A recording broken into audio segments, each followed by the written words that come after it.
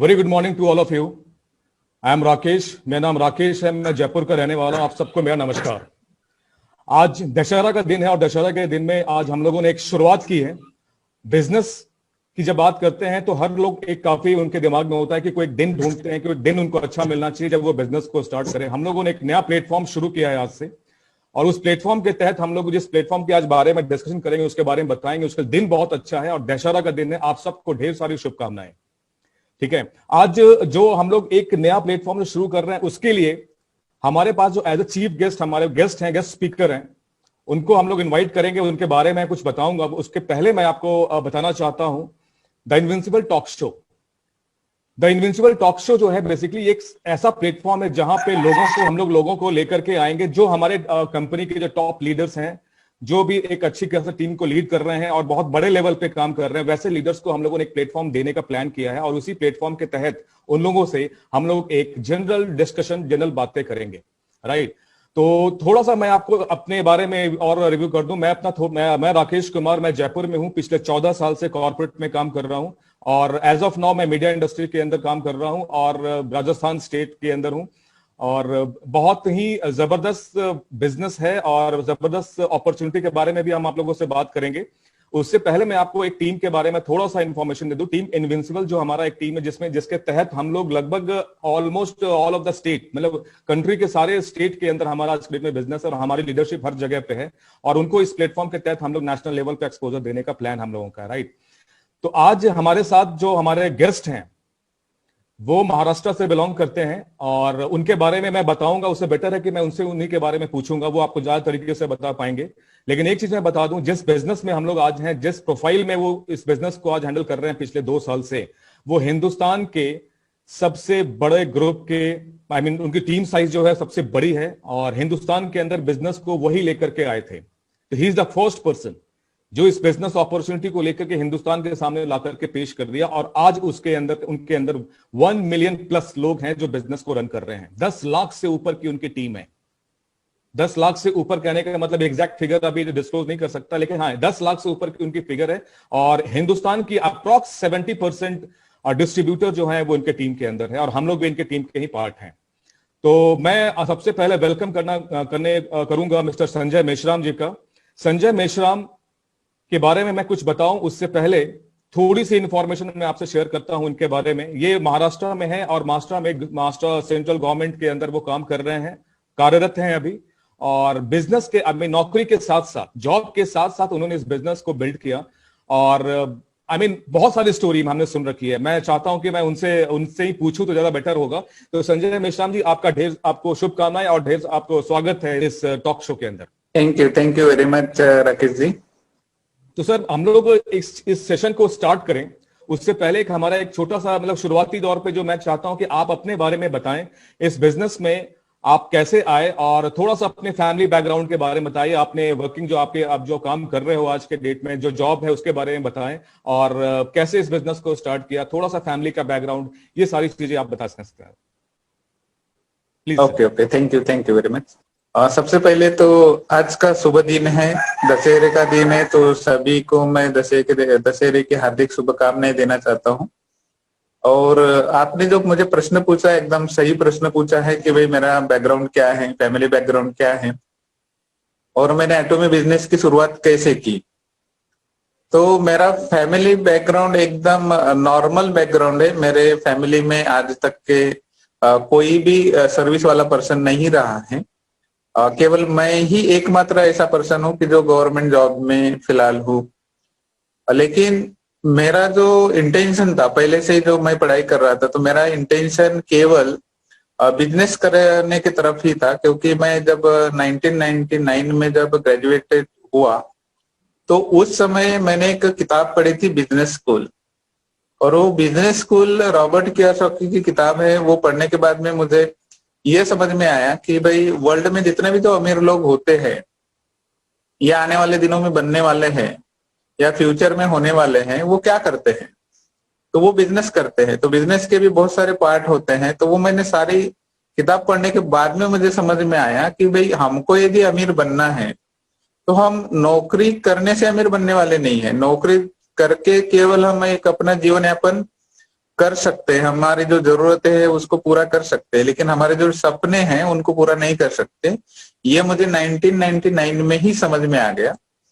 लेकिन मैं rural area से होने की वजह से जितना बिजनेस को डेवलप करना चाहिए था उतना मैं बिजनेस को पहले डेवलप नहीं कर पाया, लेकिन सीखा मैंने बहुत। मेरी जो बिजनेस की जो शुरुआत है वो एमवे से हुई है, और एमवे से मैंने बहुत कुछ सीखा है, नॉलेज भी लिया है। लेकिन रूरल बैकग्राउंड के होने की वजह से मैं सक्सेसफुल नहीं हो पाया। उस समय भी मेरा कोई इरादा नहीं था कि मैं जॉब करना चाहिए, लेकिन घर परिवार वाले लोग बोलते थे कि भाई आपको मतलब आगे यदि कुछ करना है तो पैसा कमाना पड़ेगा, और पैसा कमाना है तो कुछ ना कुछ नौकरी करनी पड़ेगी। तो एक दो कंपनियां बीच में मैंने की है नेटवर्क मार्केटिंग की, उसका भी मुझे एक्सपीरियंस है। और लेकिन वो इंडियन बैकग्राउंड से होने की वजह से उसमें कुछ ही दिन वो चली, उसके बाद में फिर से वो क्लोज हो गई। तो मेरा जो विश्वास था वहां से भी वो उठ गया। तो वहां पर मैंने वो कंपनी भी फिर करना के बारे में मेरा जो विचार था वो भी छोड़ दिया। फिर मैं फिर से नौकरी की तरफ मुड़ा, प्रिपरेशन किया, जॉब में लगा, और अभी मैं प्रेजेंटली जॉब में हूँ। अभी सवाल ये आता है कि एटोमी मुझे कैसे मिला। तो एटोमी ये तो मैं ये मानूंगा कि it's a God given gift for me, क्योंकि एटोमी के बारे में मुझे किसी ने नहीं बताया। जैसे कि आप दूसरे लोगों को बताने के लिए जाते हो, आप जानकारी देते हो, वैसे मुझे किसी ने नहीं बताया। तो यही जो पहले प्रीवियस कंपनियों में हमारे साथ में जो काम करने वाले लोग थे, उनको 5-6 महीने के बाद में मैंने कॉल किया कि सर क्या चल रहा है। तो उसी दिन इंडिया में मलेशिया से कुछ लोग आए थे। तो उन्होंने बोले कि भाई हम इंडिया में एटोमी नाम का एक सिस्टम आ रहा है। तो उन्होंने केवल नाम बताया मुझे एटोमी के बारे में। तो पहले से ही मुझे थोड़ा सा नेटवर्क मार्केटिंग का नॉलेज था, एमवे का नॉलेज था, अदर भी एक दो कंपनियों का नॉलेज था। तो मैंने केवल नाम लिखा और 3 दिन इसको स्टडी किया। 3 दिन स्टडी करने के बाद में मुझे और कंपनियों की तुलना में ये सबसे द बेस्ट लगा। तो फिर मैंने ये भी स्टडी किया कि वर्ल्ड की जितने भी टॉप 100 कंपनीज हैं उनमें से टॉप 10 कंपनीज का मैंने स्टडी किया कि भाई इसमें और इसमें क्या अंतर है, मैंने इस सिस्टम को क्यों करना चाहिए। तो सबसे ये मुझे अच्छा लगा। तो फिर मैंने उनको डॉक्यूमेंटेशन दिया, और मेरा रजिस्ट्रेशन करने के लिए उन्होंने 15 दिन लगाए। तो 15 दिन लगाने के बाद में मैंने ये सोचा कि यदि मेरा अकेले का ज्वाइनिंग करने के लिए यदि ये 15 दिन लगाते हैं, तो मैं यदि बिजनेस को शुरू करूंगा तो कितने दिन लगाएंगे। तो इसीलिए फिर मैंने खुद सीखा, खुद सीख कर सारी सिस्टम को समझा और खुद ही ज्वाइनिंग लगाना, सब कुछ करना ये शुरू किया। यही मेरा ब्रीफ में मतलब बैकग्राउंड से लेके अभी तक के थोड़ा सा जर्नी रहा है brief. Thank you. Thank you so much sir, thank you so much. ये एक जर्नी जो आपने डिस्कस किया और आपने अपने बारे में बताया, आप पहले से नेटवर्क मार्केटिंग के अंदर हैं और एमवे से आपने स्टार्ट किया था, देन अगेन आपने कोई डोमेस्टिक कंपनी में काम किया। उसके बाद आप एक चीज मुझे बताइए सर, अभी एटमी की जब हम लोग बात करते हैं, एटमी अभी इंडिया में जब प्री लॉन्च में जब यहाँ पे आई उस वक्त तो मतलब ये 2 साल पहले से यहाँ पर रजिस्ट्रेशन स्टार्ट हो गया था, ठीक है, रजिस्ट्रेशन चल रहा था। और आपने शुरुआत में आपने इनफैक्ट इस बिजनेस को हिंदुस्तान में लाने वाले आप ही हो। उसके आपके बाद कई लोग इस बिजनेस में आए, लेकिन शुरुआत आपने हिंदुस्तान के अंदर की। तो मेरा आप लोगों से एक सवाल, बहुत इंपॉर्टेंट सवाल है, और ये सवाल इसलिए इंपॉर्टेंट है कि हमारे जो आज के ग्रुप है, जितने लोग भी हमारे साथ काम कर रहे हैं, क्योंकि कंपनी अभी लॉन्च हुई नहीं है, 11 नवंबर का डेट तो आ गया, लेकिन पिछले 6-7 महीने, 8 महीने, 1 साल पहले जिन लोगों ने बिजनेस को साइन किया, वहां पे मेरे टीम के भी कुछ लोग हैं, मैं भी खुद भी हूं, और मैं भी इसको खुद सक्सेसफुली कर रहा हूं। और लेकिन जब बात आती है पे आउट की, हम लोगों ने तो 7 महीने 8 महीने पहले इस बिजनेस को शुरू किया। आपको इस बिजनेस में आए हुए 1.5 साल 2 साल हो गए, और 1.5-2 साल पहले से आप इस बिजनेस को लग के कर रहे हो। इतनी मेहनत किया है आपने इस टीम को बिल्ड करने के लिए, और बिना पे आउट के, मतलब ये जो मोटिवेशन है ये कहां से आता है कि बिना पे आउट, और ये जो एक क्या लर्निंग है, क्या आपके जहन में क्या चीज है ऐसा जो आपको बिना पे आउट के इतनी मेहनत करने की ताकत देती है?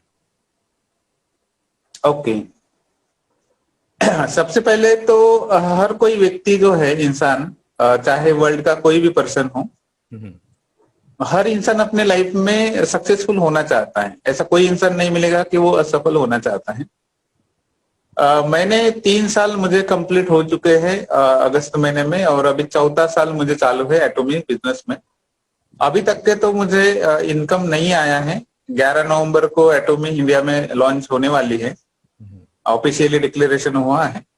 उसके बाद में मुझे इनकम आएगा वो बात अलग है, लेकिन इतने पीरियड के अंदर 2017 से लेके 2020 तक के कंप्लीट 3 साल मुझे एक भी पैसा नहीं आया। तो मैंने ऐसा क्या देखा इसके अंदर कि जो मैं बगैर पैसे से कर रहा हूँ, और इंडिया के सभी लोगों ने जो जो आफ्टर दैट ये जो वीडियो रिलीज होगा और जो मुझे सुनेंगे, तो सभी ने इसको क्यों करना चाहिए उसके पीछे मैं रीजन बताना चाहूंगा। हर इंसान सबसे पहले तो चाहे हमारे सपने कुछ भी हो, लेकिन सबसे पहले वो पैसा कमाना चाहता है। तो पैसा कमाने के लिए आज हमारे पास में यदि हम ऑप्शन देखते हैं, तो हमारे परिवार में हमारे माता पिता ने, हमारे सोसाइटी ने हमको ये बताया है कि एक आप एजुकेशन लीजिए और एक नौकरी करिए, वहां से इनकम बनाइए। दूसरा ऑप्शन हमको ये सिखाया गया है कि भाई नौकरी यदि नहीं मिलती तो आप अपना छोटा मोटा बिजनेस, ट्रेडिशनल मार्केट का बिजनेस करिए और वहां से इनकम बनाइए।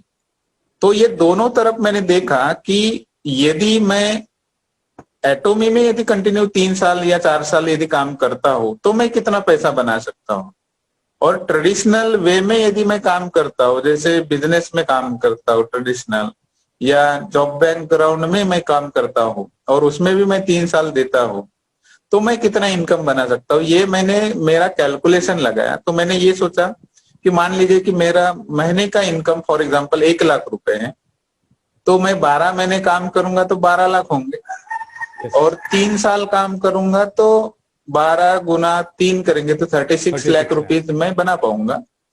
बिजनेस में 36 लाख रुपए का इनकम होगा कि नहीं होगा इसकी श्योरिटी मैं नहीं दे सकता, लेकिन नौकरी में होने की वजह से 1 लाख की यदि पेमेंट हम पर मंथ की मानते हैं तो 36 लाख 3 साल में हम बना सकते हैं। लेकिन मैंने खुद का ये कैलकुलेशन किया कि अभी जो मैं इनकम बना रहा हूं जो भी, तो मेरे पास में कितना बच रहा है। तो आपको भी पता है, सभी लोग जानते हैं जो जॉब बैकग्राउंड से बिलोंग करते हैं कितना परसेंट हम बचाते हैं, वो बताने की कोई आवश्यकता नहीं है।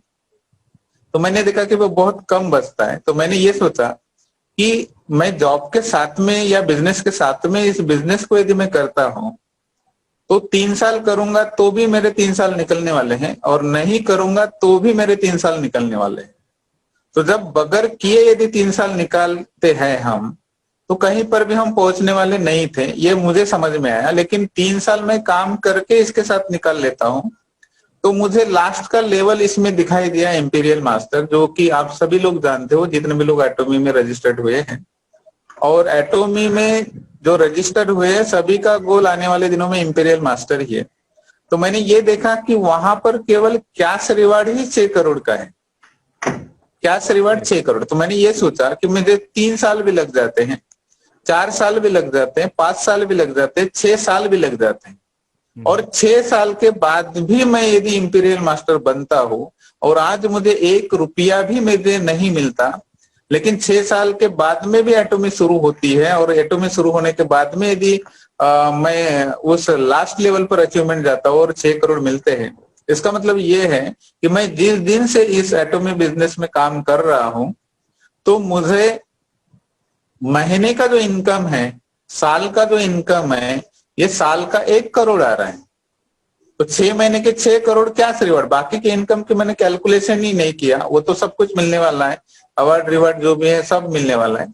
तो मैंने ये सोचा कि मैं 6 साल के बाद भी यदि एटोमी में सक्सेसफुल होता हूं, तो मैं तो अभी भी 1 करोड़ रुपए सालाना बना रहा हूं। अभी महीने की बात करें तो 8.5 लाख रुपए से ज्यादा पर मंथ इनकम बना रहा हूं। तो लोगों को ये नजर नहीं आएगा क्योंकि उन्होंने उस विजन से उसको नहीं देखा है, लेकिन ये विजन मैंने उसी दिन देख लिया था, और उसी दिन से मेरा पहले महीने से ही मेरा इनकम 8.5 लाख रुपए है। वो आने वाले दिनों में सभी लोगों को दिख जाएगा।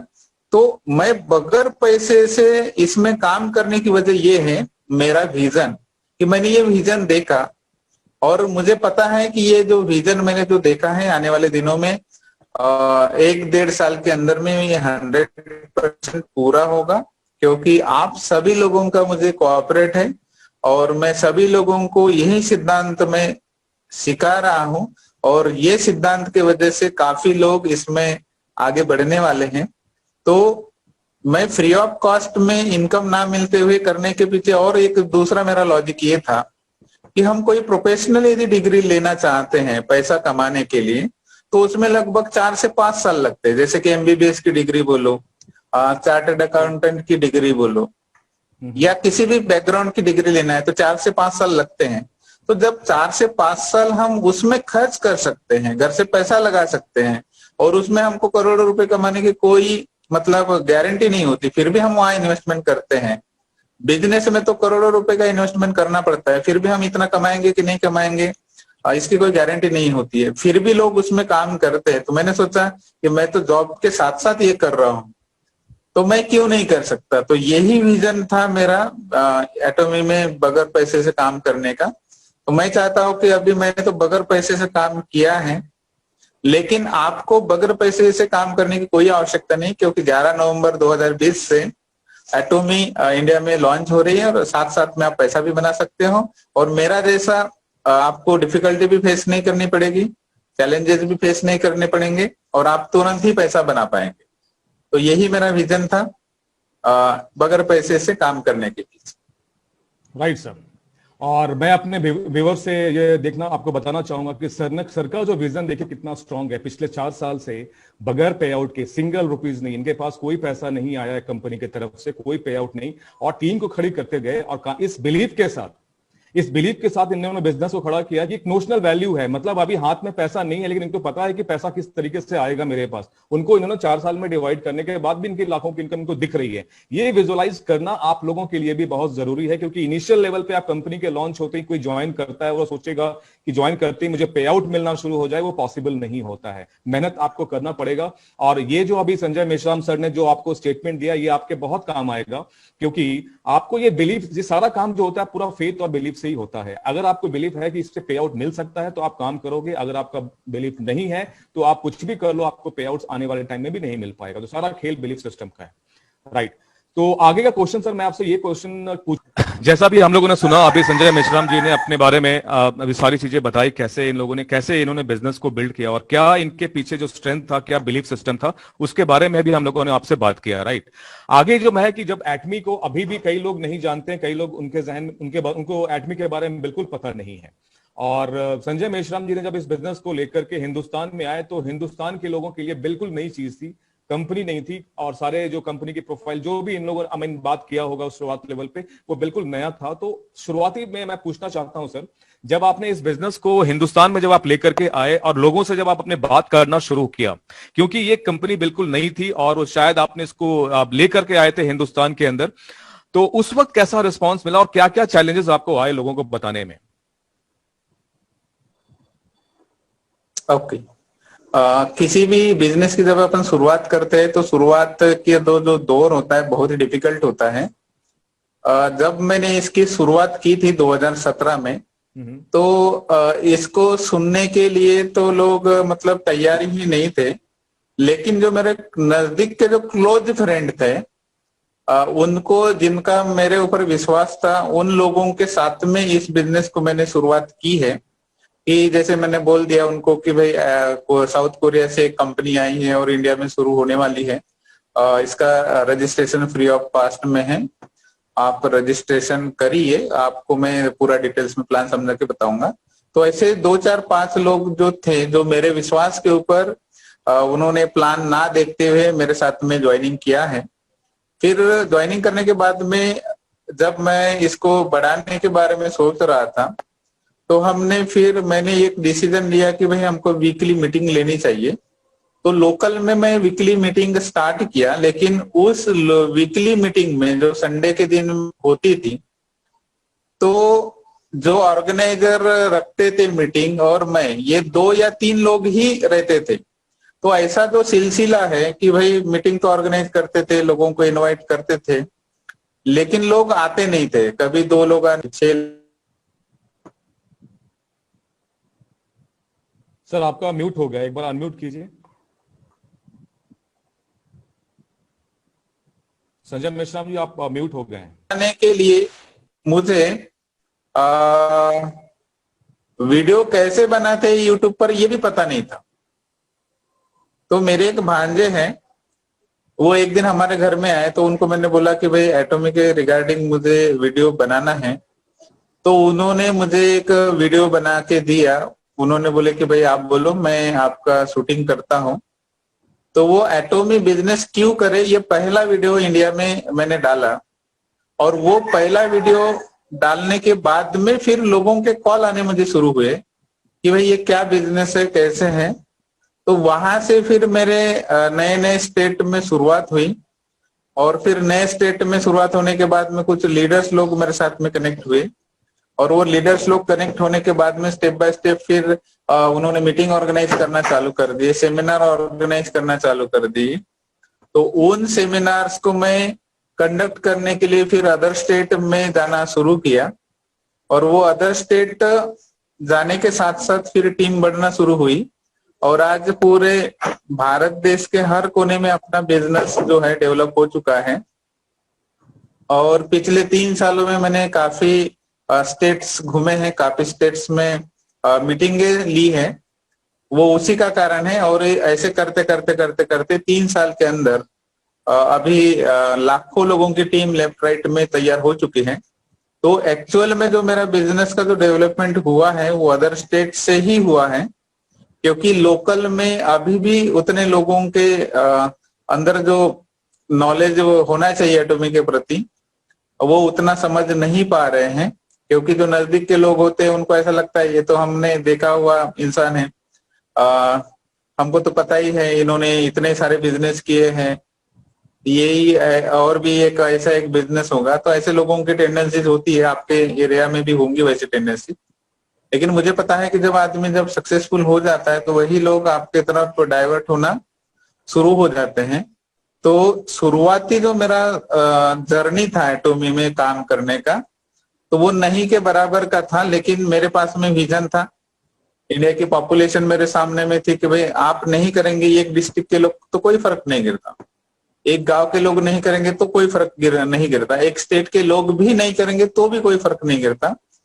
क्योंकि मैं जिस बिजनेस को कर रहा था एटॉमी में वो ग्लोबल बिजनेस था। तो मुझे पता था कि भाई एक स्टेट नहीं करेगा तो दूसरे स्टेट के लोग करेंगे, दूसरे नहीं करेंगे तो तीसरे स्टेट के लोग करेंगे। लेकिन मैंने जो यहाँ पर विजन देखा है, उस विजन के तहत मैं इसमें 100% सक्सेसफुल होऊंगा। और यही कारण था कि शुरुआती दौर में उतना निगेटिव माहौल होने के बावजूद भी, लोग रजिस्टर्ड होने के लिए तैयार नहीं होने के बावजूद भी मैंने कॉन्स्टेंटली इसको कंटिन्यू रखा। और कंटिन्यू रखने की वजह से आज आपके सामने में हम खड़े हैं और आपके साथ में हम इंटरव्यू दे रहे हैं।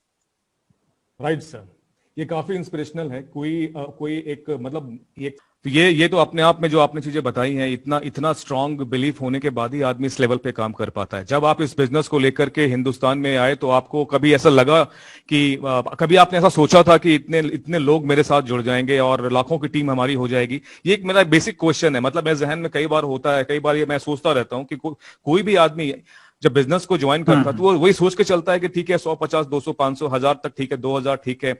ये जब आप आज जब फिगर सुनते हो कि मेरा टोटल टीम साइज जो है 10 लाख 12 लाख से ऊपर जा चुका है, तो ये मुझे समझना चाहता हूं कि ये आपने शुरुआती लेवल पे ये कभी सोचा था कि ऐसा कुछ लेवल पे पहुंच पाएंगे? नहीं, शुरुआती लेवल में उतना बड़ा मैंने नहीं सोचा था कि 10 लाख 15 लाख इतने लोग हो जाएंगे। लेकिन छोटी सी सोच रख के मैंने इसको शुरुआत किया था कि इस बिजनेस में मैं सेल्स मास्टर भी यदि बनता हूं तो भी आज मैं गवर्नमेंट जॉब में जो हायर से हायर जो पोस्ट होती है उससे भी ज्यादा इनकम, और वो भी पैसिव इनकम इस सिस्टम से मैं बना सकता हूं। ये सोचकर ही मैंने इस बिजनेस को शुरुआत की थी। क्योंकि एक सेल्स मास्टर का यदि इनकम हम देखें तो लगभग 1.5 से 2 लाख रुपए से ज्यादा होता है, जनरल कमीशन और मास्टरशिप बोनस पकड़ के। टोटल यदि हम बात करते हो 3 लाख 3.5 लाख तक के ही वो जा सकता है। तो वो मेरे माइंड में पहले से ही था कि भाई मैंने ये भी स्टडी किया था कि एक पर्टिकुलर स्टेट का जो कैबिनेट सेक्रेटरी होता है, जो गवर्नमेंट का पर्सन होता है, आईएएस क्वालिफाइड पर्सन होता है, तो मैंने देखा था कि भाई 7 पे स्केल के अनुसार उनका जो सैलरी होता है ओनली 2.5 लाख रुपए पर मंथ तक के ही होता है।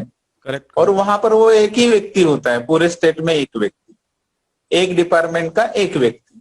तो मैंने देखा कि भाई ऐसे तो हर व्यक्ति वहां तक के नहीं जा सकता, लेकिन मैं इसमें 1000-2000 की भी छोटी सी ये टीम बना देता हूँ, और लोगों को यदि मैं सही ढंग से एटॉमिक के बारे में समझाता हूँ, बताता हूँ, लोगों को प्रोडक्ट इस्तेमाल करवाता हूँ, तो डेफिनेटली वो जो छोटा सा जो लेवल है सेल्स मास्टर का, मैं आसानी से हासिल कर सकता हूँ। लेकिन इसमें हर किसी का टीम इसलिए बढ़ता है क्योंकि ये नेटवर्किंग का पावर है, और नेटवर्किंग के पावर के वजह से आम इंसान भी खास इस सिस्टम में हो सकता है। तो ये सब कुछ जो हुआ है ये प्लान के अकॉर्डिंग हुआ है, और प्लान में वो पावर होने की वजह से उतने लोगों की संख्या बढ़ी है।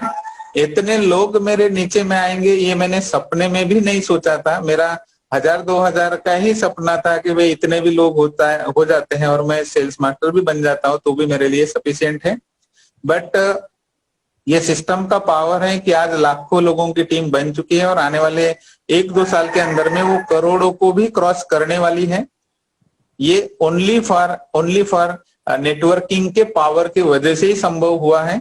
और दूसरा रास्ता यदि हम देखेंगे वर्ल्ड में, तो नेटवर्किंग के बगैर इतना बड़ा होने का कोई रास्ता है नहीं, ये मुझे समझ के। राइट तो अभी आपने सुना संजय मेश्राम जी ने जो बताया कि ये बिजनेस में जब उन्होंने ज्वाइन किया था और हिंदुस्तान में जब बिजनेस को लेकर के आए थे, ये सोचकर आए थे कि अब ये इनका प्लान नहीं था कि 10 लाख या 15 लाख की टीम खड़ी करनी है। इनका एक कैलकुलेशन था कि इस बिजनेस के अंदर सेल्स मास्टर बना जा सकता है। एक ये बिलीफ लेकर के इन्होंने इस बिजनेस को ज्वाइन किया और हिंदुस्तान में लेकर के आए। और नेटवर्क डुप्लीकेशन की जब हम लोग बात करते हैं, इनकी पावर को आपको संसद ने समझाने की कोशिश की कि जिस तरीके से आपने इस बिजनेस को बिल्ड किया आपके लिए है, जो व्यूअर हैं, जो चीज को देख रहे हैं, जो नेटवर्क फील्ड में ऑलरेडी काम कर रहे हैं, उनको लिए बहुत ही इंपॉर्टेंट चीज है। क्योंकि आपको एक चीज समझना पड़ेगा, इंसान जब बिजनेस को करना शुरू करता है तो ये सोच कर ही आता है। सर ये कॉमन सी बातें हैं, ये कोई नई बातें नहीं है, कॉमन सी बातें हैं कि लोग कहते हैं कि यार सेल्स मास्टर में 2-2.5 लाख की इनकम हो सकती है क्या, इतना अगर आ जाए तो यहां से शुरुआत हो सकती है, कोई दिक्कत नहीं की है। तो शुरुआत वहीं से होती है और यहीं से शुरुआत आप लोग को भी करना है। और संजय सर ने जिस हिसाब से बताया आपको कि शुरुआत जिस लेवल पे उन्होंने सेल्स मास्टर के अकॉर्डिंग की, और आज देखते देखते समय कंपनी के लॉन्च होने से पहले इनकी टीम साइज 15 लाख क्रॉस कर चुकी है। इतना बड़ा अचीवमेंट है और हम लोग आज लकी हैं कि आज हमारे साथ कनेक्टेड हैं। और आगे के सिलसिला को, इस टॉक शो को आगे बढ़ाने के लिए मैं इनवाइट करूंगा रुचिका मैम को। और पहले मैम अपने बारे में आप बताइए, और कहां से हैं और क्या प्रोफेशन आपका, इस बिजनेस को आपने कब स्टार्ट किया, एक बार उनको बताएं, देन अगेन इसको हम लोग आगे कंटिन्यू करते हैं। Right ma'am, over to you. Thank you Rakesh sir, आपने मुझे हैंड ओवर किया। मेरा नाम रुचिका है और मैं बेसिकली इंदौर से हूँ। और मैंने एट मुझे 6 से 7 महीने हो चुके हैं इसको, मैं इस सिस्टम को अच्छी तरह से बिल्ड कर रही हूँ। जैसे कि संजय सर का मैं वीडियोस वगैरह देखती हूँ, जिस तरह से उन्होंने 8 स्टेप्स बताए हैं उस तरह से मैं उसको फॉलो करने की कोशिश करती हूँ। और मेरा एजुकेशन बैकग्राउंड ऐसा है कि मैं कॉमर्स ग्रेजुएट हूँ और मैंने एमबीए किया है ह्यूमन रिसोर्स मैनेजमेंट से, प्लस मैंने लेबर लॉ की डिग्री ली हुई है, डिप्लोमा लिया हुआ है पुणे यूनिवर्सिटी से, और मैंने एमबीए भी पुणे यूनिवर्सिटी से ही किया है। फिर उसके बाद मैंने 5 साल तक मैंने एक मल्टीनेशनल कॉर्पोरेट है वहां पे एज एन एचआर प्रोफेशनल मैंने जॉब किया है। तो संजय सर से मेरा यही पूछना था कि सर आपने इतनी बड़ी टीम बनाई है टीमी में और इतनी अच्छी तरह से इसको बिल्डअप किया, इतनी अच्छी तरह से इस सिस्टम को फॉलो किया, तो मेरा क्वेश्चन यही था कि इस इतनी बड़ी टीम बनाने के लिए आपकी स्ट्रैटेजी क्या रही और आपने उसको इम्प्लीमेंट कैसे किया, इसको लेके मैं बहुत ज्यादा मेरे मन में जिज्ञासा रहती है कि ऐसी क्या स्ट्रैटेजीज थी या क्या आपने इम्प्लीमेंटेशन की है अपने सिस्टम में कि आपको इतनी अच्छी इतना बड़ा आपने एटमी का इंडिया में एक एम्पायर, ऑलमोस्ट एक एम्पायर ही बना लिया है। ओके देखो, हर किसी की अपनी अपनी स्ट्रेटेजी होती है। तो मेरी सिंपल सी स्ट्रेटेजी थी कि एक सेमिनार यदि हम लेने जाते हैं तो लगभग 100-200 लोगों का वो सेमिनार होता है। तो मैं 100-200 लोगों के लिए तो सेमिनार लेने के लिए मतलब नॉर्थ ईस्ट से लेके तो वेस्ट ना साउथ सभी जगह गया हूँ।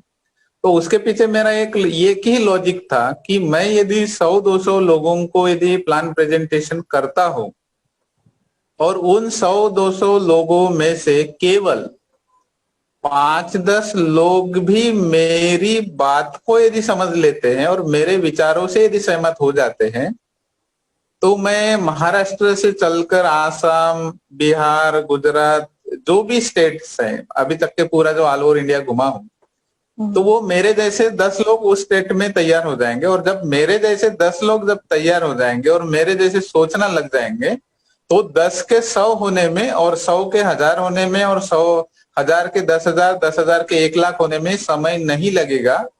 ये मुझे ऑलरेडी पता होने की वजह से मैंने कभी ये चिंता नहीं की कि मैं जहां से हूँ वहां से 1000 किलोमीटर जाना है कि 2000 किलोमीटर जाना है, मैं वहां तक के गया। क्योंकि मेरी स्ट्रेटेजी ये थी कि मैं एक सेमिनार यदि लेता हूं और मैं एटॉमी का प्लान को यदि सही ढंग से रिप्रेजेंट यदि करता हूं और वहां से 10 लोग भी तैयार हो जाते हैं, तो वो 10 लोग मेरे लिए लाखों के बराबर आने वाले दिनों में होने वाले हैं, करोड़ों के बराबर होने वाले हैं। बस यही सिंपल सा मेरा स्ट्रेटेजी था। मैंने मेजॉरिटी को तो संबोधित किया है, लेकिन उस मेजॉरिटी में से जो मेन जो है मेजॉरिटी 5%, 10%, उनको फाइंड आउट करने का मैंने ज्यादा प्रयास किया। और उसी का वो रीजन है कि आज हमारे टीम में पूरे ऑल ओवर इंडिया की यदि हम बात करें, तो सबसे ज्यादा लीडर्स लोग कहीं यदि होंगे तो वो हमारी टीम में आपको मिलेंगे। तो यही मेरी सिंपल सी स्ट्रेटेजी थी। मैंने मास के ऊपर तो फोकस किया, लेकिन मास के अंदर से मैंने यूनिक के ऊपर ज्यादा फोकस किया। और यही मेरी स्ट्रेटेजी रही है। और आपको भी मैं यही सजेस्ट करना चाहूंगा, क्योंकि हर इंसान सफल तो होना चाहता है, लेकिन हर इंसान वो सफल होने के लिए जो करना चाहिए वो नहीं करना चाहता। 5%, 10% लोग ही होते हैं जो करना चाहते हैं, और उसी के ऊपर हमको ज्यादा फोकस करना है। क्योंकि बाकी जनरल लोग तो आते रहेंगे, जाते रहेंगे, वो हमेशा होते रहेंगे, हर किसी के साथ में होते रहता है। लेकिन जो मोटिवेटेड जो लोग होते हैं, सक्सेसफुल जो लोग होते हैं, वो 5-10% ही लोग होते हैं। क्षेत्र चाहे वो कोई भी हो, एटॉमी हो या कोई भी अन्य बैकग्राउंड हो, उसमें भी वही होने वाला है। तो इसीलिए आप 5% के ऊपर फोकस करिए, 95% तो ऐसे ही आने वाला ही है। तो यही मेरा स्ट्रेटेजी था। जी, थैंक यू, आपने इतनी अच्छी तरह से बताया। हमने सुना है कि जब आपने एटमी ज्वाइन की थी, तो आपको अपने स्पॉन्सर के बारे में पता करने के लिए और ये कंपनी के बारे में पता करने के लिए साउथ कोरिया तक का भी सफर करना पड़ा आपको। तो इस जर्नी के बारे में आप कुछ बताएंगे? आपको वो हाँ, सफर यस, कैसा रहा आपका? ऑलरेडी, यस यस, बहुत सही प्रश्न पूछा आपने। ऑलरेडी मेरे ऊपर में इंडिया से 2 लोग रजिस्टर्ड हैं। वो 2 लोग रजिस्टर्ड तो है, लेकिन जो मुझे सपोर्ट करना चाहिए था एक्चुअली, उन्होंने वो सपोर्ट नहीं किया। जैसे कि प्लान समझाने की बात थी, प्रोडक्ट्स डिलीवर की बात थी, या मेरे तक के आने की बात थी, और सेमिनार मीटिंग लेने की बात थी, तो उन्होंने कुछ भी नहीं किया। उनको फिर हमने पूछे कि भाई हमारे अपलाइन आप नहीं करते तो कोई दिक्कत नहीं है, तो आप हमें अपलाइन का नाम बता दीजिए, उनके कांटेक्ट नंबर दे दीजिए। तो उन्होंने कांटेक्ट नंबर देने से भी हमको मना किया। केवल उन्होंने नाम बताया कि भाई ये हमारे अपलाइन में कोरिया से लोग आते हैं। तो मैंने ये सोचा कि मुझे इस बिजनेस को डेवलप करना है और आगे बढ़ना है, तो अपलाइन के बगैर तो हम आगे नहीं जा सकेंगे, क्योंकि नॉलेज कहाँ से आएगा, इंफॉर्मेशन कहाँ से आएगी। तो फिर जनवरी 2018 में हमने 15 दिन लगाए नेट में सर्च करने के लिए, इंटरनेट से, क्योंकि वो नाम सर्च करते थे, उनका पूरा वीडियो भी नहीं होने की वजह से यूट्यूब पर भी वो दिखाई नहीं दे रहे थे। तो सर्चिंग करते करते उनके परिचित में एक लेडीज थी, उनका नाम दिखा उनके साथ में, तो उनको मैंने मैसेज किया। मैसेज करने के बाद में उन्होंने बोले कि हाँ, इनको हम जानते हैं। तो ऐसा 10-15 दिन के बाद में उनका कांटेक्ट नंबर मिला। कांटेक्ट नंबर मिलने के बाद में उनका व्हाट्सएप हमने किए। व्हाट्सएप करने के बाद में उन्होंने पूछा कि भाई आपका आईडी नंबर पासवर्ड दीजिए। तो मैंने मेरा आईडी नंबर पासवर्ड दिया, और वो उन्होंने देखा कि नहीं भाई, इंडिया में हमारा बहुत बड़ा टीम चल रहा है। उस समय उतना बड़ा टीम नहीं था, तो चल रहा है। तो तब से हमारा मतलब बातचीत हुआ, और वो होने के बाद में उन्होंने बोले कि ठीक है, आप हमारे टीम से बिलोंग करते हो, तो आप एक काम करिए, अभी आप कोरिया आइए, हम कोरिया आपको इनवाइट करते हैं। तो उस समय मेरे पास में पासपोर्ट भी नहीं था, तो मैंने पासपोर्ट बनवाया ऑफिस के तरफ से परमिशन लेकर, और पासपोर्ट बना के अक्टूबर 2018 में मैं साउथ कोरिया गया।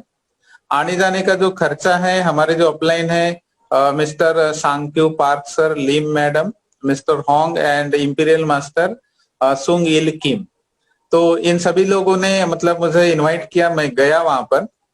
और जाने के पीछे मेरा मकसद ये था, काम तो कर रहा था, बिजनेस सब कुछ अच्छा था, लेकिन एक मन में रहता है कि कहीं ये भाग जाएगी तो कहीं कुछ कम ज्यादा हो जाएगा। तो मैं जाने के लिए तैयार होने के पीछे मकसद ये था कि भाई मैं देखना चाहता था कि वाकई में केरी कहाँ पर है, कोलमर कहाँ पर है, साउथ कोरिया है कि नहीं है। अपन मैप पे तो देखे हैं, लेकिन पर्टिकुलर में देखना भी चाहता था। तो 2018 में गया वहां पर, सेमिनार देखा, 1.5 डे का सक्सेस एकेडमी का सेमिनार। तो वहां मैंने बहुत सारे लोगों की स्टोरीज भी सुनी, वो स्टोरीज भी मुझे समझ में आई। वहां पर कुछ एमवे के लोग भी जो सक्सेसफुल हुए थे, वो भी स्टेज के ऊपर मैंने सुना, और नॉर्मल बैकग्राउंड से भी लोग जो सक्सेसफुल हुए उनको भी सुना। और 1.5 डे का प्रोग्राम अटेंड किया, कोलमर देखा, केडी देखा, और सारा सिस्टम देखा। और वो देखने के बाद में मुझे जो पहले से जो बिलीव सिस्टम था, पहले तो बिलीव था ही था, लेकिन उससे 2 गुना, 10 गुना, 100 गुना बिलीव सिस्टम मेरा बढ़ गया। और उधर से रिटर्न आने के बाद में फिर मैंने इसको फुल टाइम करना शुरू कर दिया, क्योंकि जब तक आप अपने आंखों से नहीं देखेंगे तब तक आप विश्वास नहीं कर पाएंगे। तो मैं अपने आंखों से देखने की वजह से मेरा जो बिलीव सिस्टम था वो ज्यादा बढ़ गया। उसके बाद में अपलाइन लोगों ने हमको प्रोडक्ट यूज करने के लिए भेजना चालू किया, हम लोगों को भी देते रहे थोड़े थोड़े। खुद भी मैं अभी 3 साल कंप्लीट हो चुके हैं कि मैं घर में प्रोडक्ट इस्तेमाल कर रहा हूँ। तो प्रोडक्ट इस्तेमाल करने से भी मेरा जो कॉन्फिडेंस लेवल है वो काफी हाई बढ़ा है। तो यही मेरा मतलब जर्नी था। और अभी तो 11 नवंबर को ओपन होने वाला ही है, तो आपको पता ही चल जाएगा कि भाई कैसे होने वाला है, क्या होने वाला है, कहाँ तक के हम पहुंच सकते हैं। तो आगे का जर्नी भी आप सभी लोगों को पता भी हो जाएगा। जी, आई होप ये आपकी जो जर्नी थी वो बहुत ही ज्यादा एक्साइटिंग रही होगी साउथ कोरिया में। जो जहाँ का वहाँ का माहौल जो सक्सेस एकेडमी का था वो भी बहुत ज्यादा एक्साइटेड रहा होगा। और हम होप करते हैं कि किसी दिन हमें भी वो सब कुछ सक्सेस एकेडमी और सेमिनार्स वगैरह अटेंड करने का मौका मिलेगा। और जैसे कि अभी हमको पता है कि 11 नवंबर को एटमी लॉन्च होने वाली है, बट पिछले 3 सालों से जैसे हम ये सिस्टम बिल्ड अप करते जा रहे हैं, तो कई एमएलएम लीडर्स भी थे और कई दूसरी कंपनीज भी थी जो काफी कहती थी कि एटमी जो है इंडिया में कभी लॉन्च नहीं होगी। और इस तरह का माहौल बना दिया था कि काफी नेगेटिविटी आ गई थी। और कई लोगों ने एटमी ज्वाइन भी करी, फिर उससे काम नहीं किया, किसी ने छोड़ दिया, कुछ करते करते उन्होंने फिर डिमोटिवेट हो गए और उन्होंने फिर इस सिस्टम को आगे नहीं बढ़ाया, कहीं और भी काम करने लगे। तो इस इतने नेगेटिव माहौल में आपने अपने आप को कैसे मोटिवेटेड रखा, किस तरह से आपने अपने आप को पॉजिटिव रखा, और क्या किया कि आप इतने अच्छी तरह से इस सिस्टम पे बिलीव कर पाए? तो इसके बारे में थोड़ा सा हमको बताइए तो हम गाइड कर सकते हैं अगर आप। Okay okay, very good. देखिए, निगेटिव माहौल में पॉजिटिव रहना ये अपने आप में बहुत बड़ी बात होती है, और वो भी स्पेशली नेटवर्क मार्केटिंग इंडस्ट्री में। तो इंडिया का जो नेटवर्क मार्केटिंग जो इंडस्ट्री की जो सोच है वो डिफरेंट सोच है। हमारा, मेरे हिसाब से, मैं सभी के बारे में तो नहीं बोलना चाहूंगा, मेरा ओपिनियन मैं शेयर करना चाहूंगा। इंडिया में जो डायरेक्ट सेलिंग में जो लोग काम करते हैं, तो बेसिकली उनका जो गोल होता है वो शॉर्ट टर्म का गोल होता है। मतलब कुछ भी करे, लेकिन थोड़े से कम समय के अंदर में हम जल्दी से जल्दी अमीर होना चाहिए, और वो उसके लिए कुछ भी करने के लिए तैयार होते हैं। तो बेसिकली मेजॉरिटी पीपल का जो एमएलएम में काम करते हैं वो शॉर्ट टर्म गोल पे काम करते हैं। कुछ परसेंट लोग जो है वो मीडियम टर्म में काम करते हैं, लेकिन जो सक्सेसफुल होने वाले जो लोग होते हैं वो लॉन्ग टर्म में काम करते हैं।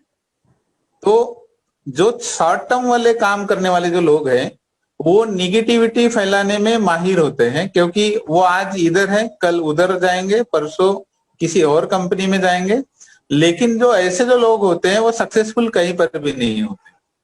तो मैं इसमें टिका रहने के वजह ये है कि मैंने ये देखा कि कोई प्रोफेशनल डिग्री यदि कोई करता है और उसको यदि कोई पर्सन बोलता है कि भाई आप ये डिग्री नहीं कर सकते, और वह डिग्री करने वाला इंसान यदि जिसने बोला है कि आप डिग्री नहीं कर सकते उसकी बात यदि मान लेता है, तो उसका जो विजन होता है कि मैं ये पढ़ाई करके ये बनने वाला हूँ या ये करने वाला हूँ, वो तो कर ही नहीं पाएगा। तो ऐसी स्थिति में हम एजुकेशन बैकग्राउंड में यदि उसको हम अप्लाई करते हैं कि कोई कुछ भी बोले, नौकरी के फील्ड में भी हम कोई कुछ भी बोले, लेकिन कंपटीशन का हम पढ़ाई करते रहते हैं, घर वाले भी हमको मना करते हैं कि तू कभी पास नहीं हो सकता या कुछ नहीं हो सकता, सोसाइटी भी हमको बोलती है कि तू कुछ नहीं कर सकता, फिर भी हम उनको ना मानते हुए हम पढ़ाई करते रहते हैं। क्यों? क्योंकि हमको नौकरी मिलानी होती है। बिजनेस क्यों करते रहते हैं? क्योंकि हमको बिजनेस में सक्सेसफुल होना होता है। तो वैसे मैंने ये सोचा कि भाई डायरेक्ट सेलिंग इंडस्ट्री में आज अलग अलग कंपनियां काम कर रही है, हर कंपनी अपने आप को अच्छा मानती है और मानना भी चाहिए, हम ये नहीं बोलते कि भाई नहीं मानना चाहिए, लेकिन उनके विजन की कमी के वजह से वो दूसरे को कम मानते हैं। लेकिन दूसरे को कम मानना या दूसरा कुछ कर ही नहीं सकता ये मानना गलत धारणा है। और यही गलत धारणा के तहत जो बाकी के जो एमएलएम कंपनीज के लीडर्स हैं या एमएलएम कंपनी के ओनर भी होंगे, वो ये बोलते थे कि भाई एटोमी जैसा प्लेटफॉर्म इंडिया में आ ही नहीं सकता। लेकिन मुझे इसलिए बिलीव था कि इट विल कम 101%, चाहे आप करो या ना करो, चाहे आप मानो या ना मानो, क्योंकि ये मैंने खुद अपनी आंखों से देखा था, इसका सिस्टम देखा था, सारे प्रिंसिपल्स को मैंने पढ़ा है, सारा स्टडी किया है, प्रोडक्ट यूज किया है। तो मुझे 100% पता था कि इंडिया की कितनी भी बिगेस्ट कंपनी होंगी और वो कितना भी प्रयास करेगी कि भाई एटोमी इंडिया में नहीं आ सकती, लेकिन इसको कोई नहीं रोकने वाला था। ये मुझे पता होने की वजह से लोगों के तरफ मैंने कभी ध्यान नहीं दिया, क्योंकि हर तरह के सोसाइटी में जैसे लोग होते हैं, तो हर तरह की सोसाइटी में कंपनियां भी चलती रहती है, तो उनके तरफ मैंने ध्यान ना देते हुए एक दिन एक बोला गया है कि भाई सत्य का ही हमेशा विजय होता है। तो हो सकता है कि भाई मुझे इनकम नहीं मिल रही थी तो लोग को लगता था कि भाई ऐसे कैसे काम करता है, बगैर पैसे से काम करता है, क्या होने वाला है। लेकिन ये विजन मुझे पता था और वही विजन के वजह से आज उन लोगों के सामने में हमारे इंडिया का ओपनिंग का डेट आ चुका है। तो कभी किसी को कमजोर नहीं समझना चाहिए, वो चाहे किसी भी बैकग्राउंड से बिलोंग करते होंगे, एमएलएम सेक्टर से हो या किसी भी बैकग्राउंड से हो, क्योंकि हर किसी का एक अपना एक स्ट्रेटेजी होता है और वो स्ट्रेटेजी के अनुसार ही आगे बढ़ते रहता है। एटोमी का भी एक साल के अंदर में इंडिया में लॉन्च होंगे और उसी का बदौलत है आज आपके सामने डेट हुआ है और नेक्स्ट मंथ में एटोमी इंडिया में लॉन्च भी होने वाली है। तो निगेटिविटी हमारे सामने कुछ भी नहीं होती। आप यदि अपने मन के अंदर से पॉजिटिव हो तो आपको वर्ल्ड का कोई भी पर्सन नहीं हरा सकता, क्योंकि हारने वाला और जीतने वाला केवल अपने मन से ही होता है। यदि आप डिसाइड कर लेते हो कि I will win, so definitely you will win. और आप यदि डिसाइड करते हो कि मैं इस दौर में नहीं जीत पाऊंगा, तो आप कितने भी शक्तिशाली होंगे तो आप इस दौर में नहीं जीत पाएंगे। तो निगेटिविटी में पॉजिटिविटी रहने का एक ही जरिया है कि आप क्या पाना चाहते हो, और ये आपको यदि पता है तो निगेटिविटी आपको छू भी नहीं सकती, क्योंकि लक्ष्य आपके सामने में होता है, परिस्थितियां आपको कुछ भी आड़े नहीं आ सकती। तो यही बस रीजन था कि निगेटिविटी में पॉजिटिव रह के काम करने का। जी, इसी से कोरिलेटेड मेरा एक और मुझे काफी आता है दिमाग में कि हम जब नेटवर्क मार्केटिंग इंडस्ट्री की बात करते हैं तो इंडिया में काफी लोग जो है बहुत नेगेटिव है और इतना उसके बारे में इतना खुल के सोचते नहीं है, जबकि विदेशों में ऐसा कुछ भी नहीं है। तो इस विदेश में और भारत के नेटवर्क मार्केटिंग के माहौल में इतना बड़ा अंतर है और इंडिया में इतना नेगेटिविटी होने के आपको क्या लगता है कि क्या रीजंस हो सकते हैं? और विदेशों में भी लोग काफी नेटवर्क मार्केटिंग को जो है काफी खुलकर एक्सेप्ट करते हैं, लेकिन भारत में ऐसा नहीं है। तो इसके क्या कारण हो सकते हैं कि हमारे कल्चर में नेटवर्क मार्केटिंग को लेके इतना कॉन्ट्रडिक्शन होता है? ओके, सबसे पहले तो हमारा है बैकग्राउंड, हम किस बैकग्राउंड से बिलोंग करते हैं, हमने किस तरह का एजुकेशन लिया है, सोसाइटी में क्या माहौल चलता है। इंडिया में एमएलएम के प्रति इतना मतलब माहौल खराब होने के पीछे यदि मैं कहना चाहूंगा तो हमारी इंडियन कंपनी ही उसके लिए रिस्पॉन्सिबल है ज्यादातर, क्योंकि हर इंसान सफलता के लिए किसी न किसी कंपनी में ज्वाइन होना चाहता है, लेकिन जो कंपनी के जो ओनर होते हैं, सभी लोगों की बात नहीं करूंगा, कुछ लोगों की बात करूंगा, तो कुछ लोगों का जो एम होता है ओनली फॉर मेकिंग मनी होता है, केवल पैसा कमा लिए, बाद में कितने लोग बेनिफिट हो रहा है नहीं हो रहा है वो नहीं देखते। केवल कुछ लोगों का जो एम होता है केवल पैसा कमाने के लिए कंपनियों को एस्टेब्लिशमेंट करना होता है, और ऐसा इंडिया में बहुत सारी कंपनियों ने किया भी है, और वो उसके वजह से काफी लोगों ने धोखा खाया हुआ है। तो वो धोखा खाने के वजह से, और जो कंपनी शुरुआती दौर में शुरू हुई थी वो आज शुरू नहीं है, वो यदि कंपनी आज भी यदि शुरू होती, वो कंपनी यदि अपना नाम परिवर्तित करके यदि मार्केट में काम नहीं करती तो आज लोगों का विश्वास बना रहता, लोग यदि सक्सेसफुल हुए रहते तो आज भी हम भी लोग किसी न किसी कंपनी में, आप भी किसी न किसी कंपनी में सक्सेसफुल व्यक्ति होते। लेकिन उन कंपनियों में काम करने के बाद में हमको हमेशा हमेशा धोखा मिलने की वजह से, और हमने अपने परिवार को जो सपने दिखाए थे वो सपने उन कंपनियों में पूरे नहीं करने की वजह से एमएलएम के प्रति लोगों के मन में एक नेगेटिविटी का माहौल है, एक बात। दूसरी बात यह है कि हमको प्रॉपर बिजनेस किस तरीके से करना चाहिए, ये प्रॉपरली एजुकेशन हमारे एजुकेशन सिस्टम में नहीं देने की वजह से, और हमारा एजुकेशन केवल नौकरी पेशा वर्ग तैयार कैसे किया जाता है ये होने की वजह से हमको एमएलएम के बारे में डिटेल में जानकारी नहीं है, और उसी के तहत हम इतना ज्यादा पोटेंशियल होने के बावजूद भी हम नौकरी के तरफ जाना चाहते हैं, चपरासी बनना चाहते हैं। आज इंजीनियर भी बना होगा कोई पढ़ाई लिखाई करके, या पीएचडी भी किया होगा, आपने भी देखे होंगे कि वो चपरासी के लिए फॉर्म भरना चाहते हैं लेकिन एमएलएम नहीं करना चाहते, तो उनको पता नहीं है कि इसमें पोटेंशियल कितना है।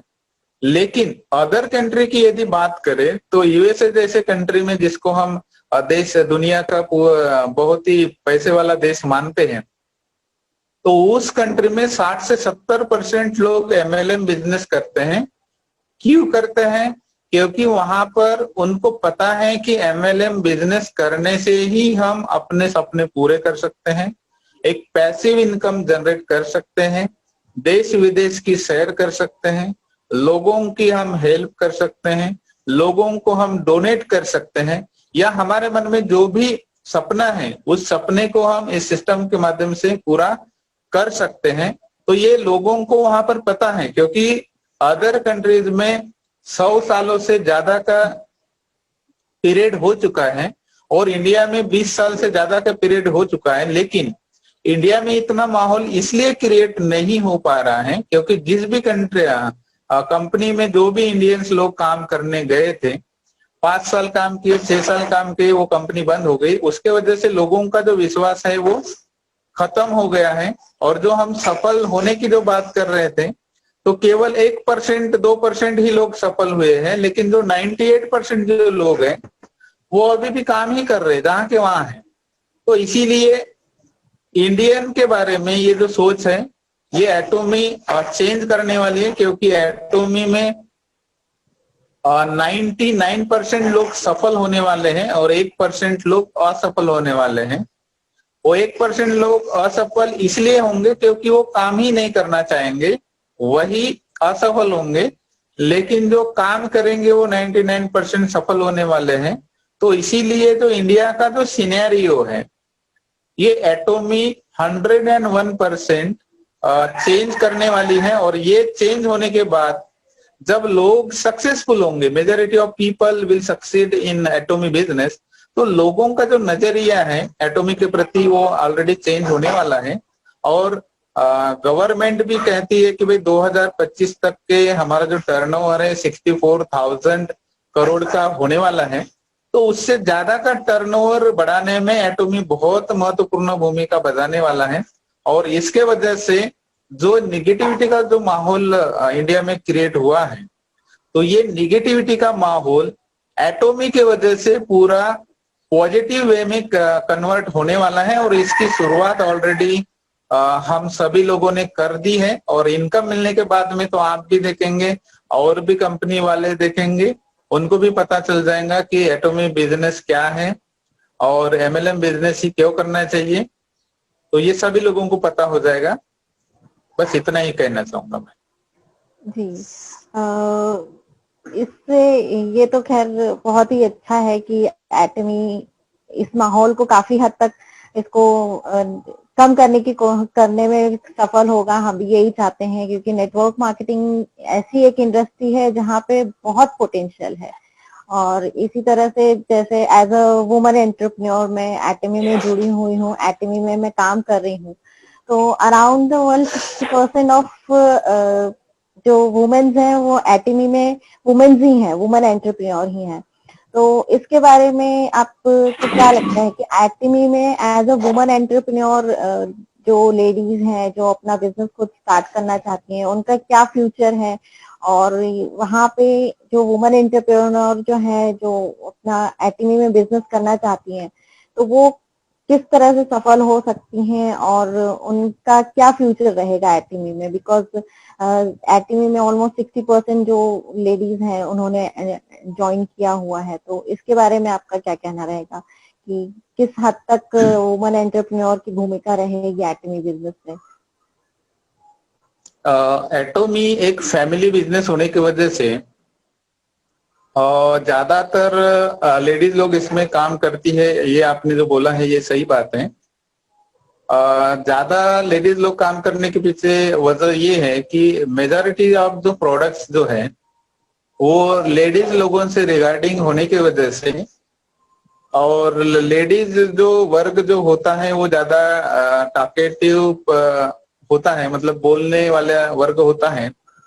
तो वो डायरेक्टली इनडायरेक्टली जो भी चीज आपको अच्छी लगती है लेडीज लोगों को, वो दूसरे लोग को हमेशा बताते रहते हैं।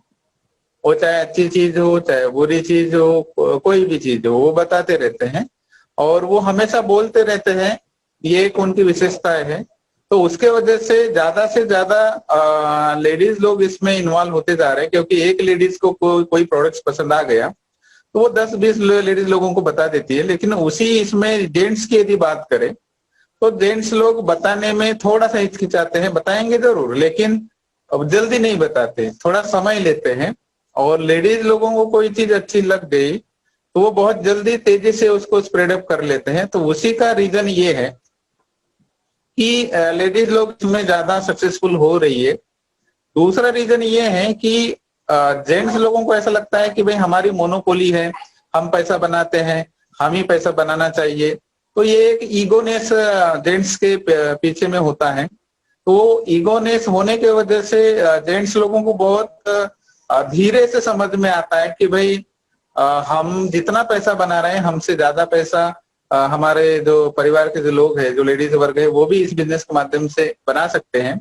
तो ये बनाने के बाद में उनको जब समझ में आता है तब वो भी सपोर्ट करने के लिए तैयार हो जाते हैं। तो कहने का मतलब ये है कि लेडीज वर्ग ज्यादा सेंसिटिव होती है और वो जेंट्स जैसे फ्रॉड नहीं करना चाहती। आज तक के आपने जितने भी केसेस वर्ल्ड वाइड देखे होंगे तो बहुत रेयरली केसेस होते हैं कि जो लेडीज लोग किसी के साथ में फ्रॉड करते हैं। वो सिंसियरली वर्क करना चाहते हैं और सिंसियरली वर्क करने की वजह से वो हमेशा सक्सेसफुल भी होते हैं। और हर बिजनेस में लेडीज लोग इसलिए ज्यादा सक्सेसफुल होते हैं क्योंकि वो अपने काम के ऊपर फोकस करते हैं और अपने काम को करते हुए वो आगे बढ़ते रहते हैं, इधर उधर की बातों की तरफ ज्यादा ध्यान नहीं देते। तो ये बहुत बड़ा रीजन है कि लेडीज लोग ज्यादा किसी भी बिजनेस में सक्सेसफुल होते हैं और एटॉमी में भी ज्यादा सक्सेसफुल होने के पीछे वही एकमात्र रीजन है। इंडिया में भी काफी ज्यादा मात्रा में लेडीज लोग काम कर रहे हैं। तो इस बिजनेस में मेजॉरिटी ऑफ प्रोडक्ट्स लेडीज से रिलेटेड होने की वजह से हम काफी लेडीज लोग यहाँ इस बिजनेस में सक्सेसफुल होने वाले हैं। और दूसरी महत्वपूर्ण बात ये है कि इसमें कोई लागत नहीं होने की वजह से आज इंडिया की जो भी महिला कुछ पैसा बनाना चाहती है प्रोडक्ट इस्तेमाल करके, तो वो इस बिजनेस को साइन अप कर सकती है और अपने जो भी ड्रीम्स है, जो भी उनके सपने होंगे, वो इस बिजनेस के माध्यम से पूरी कर सकती है। इतना पोटेंशियल होने की वजह से और कोई रिस्क नहीं होने की वजह से हर जो महिला है इस बिजनेस में आ सकती है और सक्सेसफुल भी हो सकती है। Thank you sir. मुझे आशा है कि और मैं बहुत ही पॉजिटिवली देखती हूँ कि एटमी में जितनी भी वुमेन एंटरप्रेन्योर्स हैं वो काफी अच्छा काम करेंगी और काफी अच्छे से सक्सेसफुल होंगी। और इसी के साथ मैं राकेश सर को हैंड ओवर करती हूँ, क्योंकि मुझे पता है कि उनमें के मन में भी इतनी बातें सुनने के बाद उनके मन में भी काफी जिज्ञासा होगी, काफी सारे नए नए क्वेश्चंस उठ रहे होंगे। तो मैं उनको भी मौका देती हूँ कि वो अपनी जिज्ञासा को पूरी तरह से आपके सामने व्यक्त करें और उसका सलूशन पाएं। तो मैं राकेश सर को हैंड ओवर करती हूँ। Thank you sir. ये जो सवाल जवाब अभी जितने भी हुए, काफी बहुत ही क्लैरिटी से आपने हर चीजों को समझाने की कोशिश सर आवाज की। माइक पास में लीजिए। हाँ, यस। जितने भी अब हम लोग टॉपिक अभी डिस्कस हुआ है, जितने भी सवाल आपसे पूछे गए, जिस तरीके से आपने उसको क्लैरिटी से समझाया, ये मैं पूरी उम्मीद करता हूं कि जो भी हमारे व्यूअर हैं उनको उन तक सारी बातें पहुंच पाएंगी। और इसको कंटिन्यू करते हुए एक चीज मैं आपसे पूछना चाहता हूं कि आई मीन जब हम लोग इस बिजनेस को आगे लेके चलते हैं, राइट, तो वहां पे हमारे पास कुछ रूटीन लाइफ में कुछ प्रिंसिपल फॉलो करना पड़ता है हर एक आदमी को। डेली बेसिस पे आपके आज के डेट में आपकी कैसी वर्किंग है? मतलब रोजाना आप आज के डेट में कैसे प्लान करते हो, क्या वर्किंग होती है, कैसे आप इसको आगे कंटिन्यू करते हैं एवरी डे? हाँ, आज की डेली रूटीन की बात करें तो बेसिकली मेरा जो समय जाता है, पहले तो ज्यादातर मीटिंग सेमिनारों में जाता था। अभी फोन कॉलिंग में सुबह 9 बजे के बाद में रात के 10, 11, 12 भी बज जाते हैं, तो फोन कॉलिंग में ही ज्यादातर समय जाता है। और जो अभी कोविड 19 का पीरियड जो चालू है, उसके वजह से जो सेमिनार थे, वो सेमिनार नहीं होने की वजह से ज्यादातर मेरा जो समय है वो फोन कॉलिंग में ही जाता है। लेकिन अभी मैंने सेमिनार लेना संडे के दिन या छुट्टी के दिन अभी मैंने स्टार्टअप कर दिए है, क्योंकि गवर्नमेंट ने 100 लोगों का परमिशन ऑलरेडी दे दिया है। तो उसी के तहत अभी आने वाले दिनों में जो एवरी संडे जो रहेगा मेरा, वो सेमिनार होने वाला है। वो कहीं पर भी सेमिनार हो सकता है। अभी का जो रूटीन है, लोगों को समझाना है और बेसिक जो किसी के क्वेश्चन आते हैं या कुछ उनको जानकारी चाहिए, बस ये जानकारी देने तक के ही मेरा काम आज के डेट में मेरा सीमित है। क्यों? क्योंकि अभी काफी टीम बड़ी बन चुकी है और जो पहले जैसे मुझे जो वर्क करना पड़ता था, यहाँ जाना है, वहां जाना है, मीटिंग लेना है, आना जाना, तो उतना अभी फिलहाल नहीं करना पड़ रहा है। तो इसीलिए तो पहले जैसा जो हेक्टिक लाइफ जो था जाने आने का, वो फिलहाल नहीं है। अभी जो बिजनेस जो है वो फोन का ही बिजनेस है पूरा full day. Right sir. Okay. सबसे पहले तो आपने सही बोला है कि भाई जो माइंडसेट है वो गलत तरीके से डिजाइन किया गया है या उन्होंने वैसा सोचा है। एक्चुअली ग्लोबलाइजेशन का जो दौर है बहुत सालों पहले से ही पूरे ग्लोबली हो चुका है। इसलिए हम ये नहीं कह सकते कि भाई हम केवल अपने पर्टिकुलर कंट्री की ही कोई चीज इस्तेमाल करेंगे, हम अदर कंट्री का कोई रिस्पेक्ट नहीं करेंगे या अदर कंट्रीज की जो कंपनीज है उनमें काम नहीं करेंगे या अदर कंट्रीज के कोई हम प्रोडक्ट्स इस्तेमाल नहीं करेंगे, ऐसा नहीं कह सकते। ये हमारी नादानी वाली बात होंगी, ऐसा मैं समझता हूँ। जितने लोग मतलब वोकल फॉर वोकल में बिलीव करते हैं, ऐसा नहीं है। विदेशियों में बिलीव करते नहीं, ऐसा नहीं होना चाहिए। क्योंकि हम एक दूसरे के ऊपर, जैसे आदमी एक दूसरे के ऊपर डिपेंड होता है, वैसा हर कंट्री एक दूसरे कंट्री के ऊपर डिपेंड होता है। जैसे हमारे देश में पेट्रोल डीजल नहीं बनता, या बनता भी होगा तो उसकी उतनी पर्याप्त मात्रा नहीं है। हमको पेट्रोल डीजल ये बाहर से ही मंगाना पड़ता है। बहुत सारी ऐसी चीजें हैं जो हमको बाहर देशों से मंगानी पड़ती है। आज हमारे पास में जो टेक्नोलॉजी है जिसका हम इस्तेमाल कर रहे हैं, या पूरा भारत देश उसका इस्तेमाल कर रहा है, जैसे कि इंटरनेट हो गया, ये हमारे देश का है नहीं। करेक्ट। कंप्यूटर भी हमारे देश में नहीं है। सॉफ्टवेयर जो हम इस्तेमाल करते हैं वो भी हमारे देश में नहीं है। अभी हम डुप्लीकेशन करके सॉफ्टवेयर बना रहे हैं, वो बात अलग है। लेकिन शुरुआत ये सारी चीजें जो न्यू न्यू इनोवेशन टेक्नोलॉजी जो आई है, ये बाहर के कंट्री से ही आई है। आज व्हाट्सएप यूज करते हैं वो हमारे देश का नहीं है। करेक्ट। या गूगल हम इस्तेमाल करते हैं वो भी हमारे देश का नहीं है। यूट्यूब इस्तेमाल करते हैं वो भी हमारे देश का नहीं है। फेसबुक इस्तेमाल करते हैं वो भी हमारे देश का नहीं है। आज हम 4G जो सेवा इस्तेमाल करते हैं, आने वाले दिनों में 5G आने वाला है, वो भी हमारे देश का नहीं है। तो जब इतनी सारी बहुत सारे एग्जाम्पल्स मैं आपको गिना सकता हूँ, जब ये हमारे देश के हैं नहीं, तो हम कैसी बात कर सकते हैं कि भाई हम अपने देश में अपने ही देश के प्रोडक्ट इस्तेमाल करके हम डेवलपमेंट कर सकते हैं? तो ऐसा नहीं हो सकता। तो इसीलिए ये जो बात है कि भाई हम देशी विदेशी ये हमने भूलना चाहिए, क्योंकि ऐसा यदि हम करेंगे तो हमारे देश से कोई भी फ्लाइट व्यवस्था किसी अदर कंट्री में नहीं जाएंगी। हमारे लड़के बच्चे भी अदर कंट्री में पढ़ने के लिए हम ही लोग भेजते हैं, जो ये बोलते हैं कि भाई देश विदेश की बात नहीं करनी चाहिए। लेकिन उनके लड़के बच्चों को यदि हम देखें कि भाई आपके लड़के बच्चे कहाँ पढ़ते हैं, तो वो फॉरेन में पढ़ते हैं, कोई यूएसए में पढ़ता होगा, कोई ऑस्ट्रेलिया में पढ़ता होगा। तो ऐसा क्यों करते हैं? देश हमारे देश में ही पढ़ना चाहिए। तो ऐसा नहीं होता। बोलना अलग है, करना बात अलग है। तो ये जो सोच है, इस सोच को हमने अपने माइंड से निकाल लेना है। और ये जब हम निकाल लेंगे तो हमारे मन के अंदर में ये जो दूषित भावना जो भरी पड़ी हुई है, ये नहीं रहेगी, और हम सही ढंग से किसी भी क्षेत्र में काम कर पाएंगे। और अपने देश का जो नाम है, भारत देश का जो नाम है, पूरे वर्ल्ड में हम ऊंचे दर्जे पर नंबर 1 हम लेके जाएंगे। लेकिन ऐसा यदि हम माइंडसेट रखेंगे कि देश विदेश वाला, तो हम कहीं पर नहीं जाएंगे। क्योंकि जैसे आप रखेंगे देश विदेश की बात, तो दूसरे देश भी हमारे साथ में रख सकते हैं। और दो दूसरे देश पे ऊपर यदि हम निर्भर होंगे तो हमारा जो विकास है यहाँ के यहाँ स्टॉप हो जाएगा। तो इसीलिए मैं सभी लोगों से रिक्वेस्ट ये करना चाहूंगा, ऑल इंडियन से रिक्वेस्ट ये करना चाहूंगा कि देश विदेश की भाषा जो है ये गवर्नमेंट भी नहीं बोलती। गवर्नमेंट ने भी बोला है कि भाई हम एक दूसरे के ऊपर डिपेंड होते हैं। हमारे cooperation external internal affairs ministry है, वो यदि ऐसा नहीं होता तो उस मिनिस्ट्री की भी स्थापना नहीं करनी पड़ती। तो गवर्नमेंट नहीं बोल रही है, ये अपने तरफ से हम लोग इसको मतलब बता रहे हैं और लोगों के मन के अंदर में गलतफहमियां बना रहे हैं। तो ये गलत बात है, वैसी बात हमने नहीं करनी चाहिए। आज ग्लोबलाइजेशन का दौर है, पूरा देश पूरा वर्ल्ड एक हो चुका है। क्योंकि आज हम कहीं पर भी रहते होंगे, लेकिन हमारे हाथ में जो मोबाइल यंत्र है, उस यंत्र के माध्यम से हम किसी के साथ भी 1 सेकंड के अंदर में कम्युनिकेट कर सकते हैं। मतलब आज पूरा वर्ल्ड हमारे मुट्ठी में है।